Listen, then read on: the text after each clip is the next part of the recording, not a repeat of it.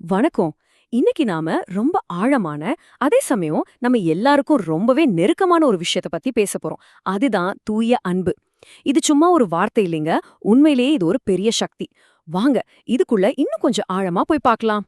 நம்ம இந்த விஷயத்த அலசுறதுக்கு முன்னாடி ஒரு நிமிஷம் நீங்களே யோசிச்சு பாருங்களேன். உங்களுக்கு தெரிஞ்ச வரைக்கும் இந்த உலகத்திலேயே தூய்மையான அன்புனா எதை சொல்லுவீங்க? உங்க மனசுல என்ன வருது? கொஞ்சம் யோசிச்சு வைங்க. சரி, அப்போ இந்த தூய அன்போட ஆரம்பம் எங்க இருக்கு? அதோட முதல் வடிவம் எதுன்னு கேட்டா, அது ஒரு குழந்தையோட அன்புதாங்க. அதனால தான் நம்மளோட முதல் பகுதிக்கு ஒரு களங்கமற்ற ஆரம்பம்னு தலைப்பு வச்சிருக்கோம். இந்த மேற்கோள் ரொம்ப அழகா சொல்லுது.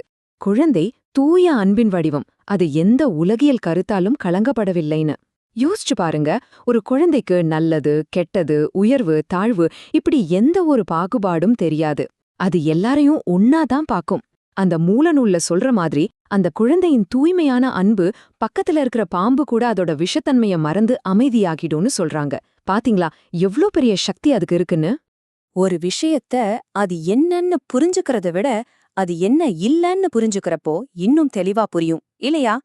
அந்த வகையில தூய அன்புல என்னென்ன விஷயங்கள் இருக்காதுன்னு பார்க்கலாம். வாங்க நம்ம அடுத்த பகுதிக்கு போலாம். நிபந்தனைகளின் இல்லாமை. முதலாவதா, இந்த தூய அன்புல போட்டிங்கிற பேச்சுக்கே இடமில்ல. பொறாமைக்கு துளி கூட இடம் கிடையாது. ஒரு குழந்தையோட அன்பை மறுபடியும் யோசிச்சு பாருங்க. ஏன், காதலர்களோட அன்புல கூட ஒரு சின்ன போட்டி, ஒரு பொறாம வர வாய்ப்பு இருக்கு. ஆனா அந்த குழந்தையின் அன்புல நிச்சயமா அதுக்கு இடமே இல்ல. அடுத்ததா ரெண்டாவது விஷயம், தூய அன்புக்கு பயம்னா என்னன்னே தெரியாது. அது எதுக்கும் அஞ்சாது.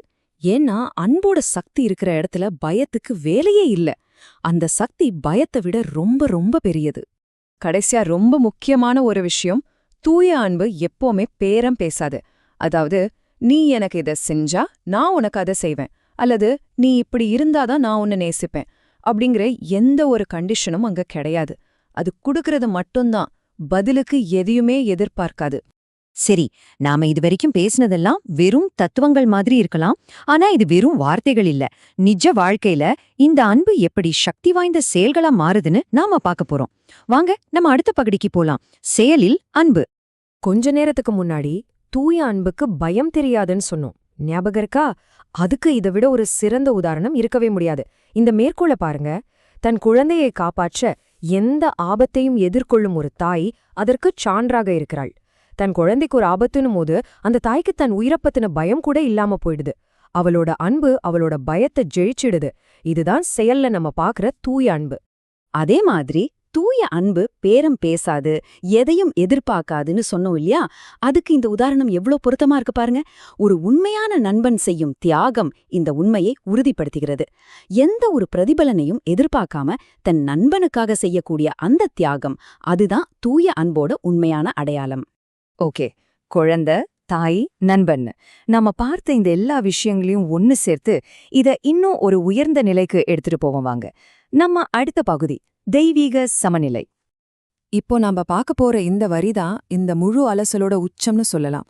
தூய அன்பு கடவுளுக்கு சமமாக கருதப்படுகிறது. ஆமாங்க, எங்க போட்டி, பயம், பேரம் பேசுற குணம் இதெல்லாம் இல்லாம ஒரு நிபந்தனையற்ற அன்பு இருக்கோ, அந்த அன்பு தெய்வீகமானது. அந்த மூலநூல்ல சொல்ற மாதிரி, இப்படிப்பட்ட தூய அன்பு கொண்ட ஒரு மனுஷனால மட்டும்தான் உண்மையிலே ஒரு உபகாரியா, மத்தவங்களுக்கு உதவி செய்யறவரா இருக்க முடியும். நாம இவ்வளவு நேரம் பேசின இந்த ஆழமான கருத்துக்கள் எல்லாம் எங்க இருந்து வந்ததுன்னு நீங்க யோசிக்கலாம். இது ஸ்ரீமத் சுவாமி சித்பாவானந்தருடைய டெய்லி டிவைன் டைஜஸ்ட்ங்கிற புத்தகத்திலிருந்து எடுக்கப்பட்டது. குறிப்பா மார்ச் 10ஆம் தேதிக்கான ஒரு பகுதி தான் இது. இதோ அதோட முழுமையான வடிவத்தை நீங்க இப்ப திரையில பார்க்கலாம். சரி, இந்த அற்புதமான ஒரு பயணத்தோட இறுதிக்கு வந்துட்டோம். ஆனா இத முடிக்கிறதுக்கு முன்னாடி உங்களுக்காக ஒரு இறுதிச் சிந்தனை. நாம ஒரு குழந்தைகிட்ட, ஒரு தாய்கிட்ட, ஒரு உண்மையான நண்பன்கிட்ட இந்த தூய அன்போட வெளிப்பாட்டை பார்க்க முடியுதுன்னு பேசணும்.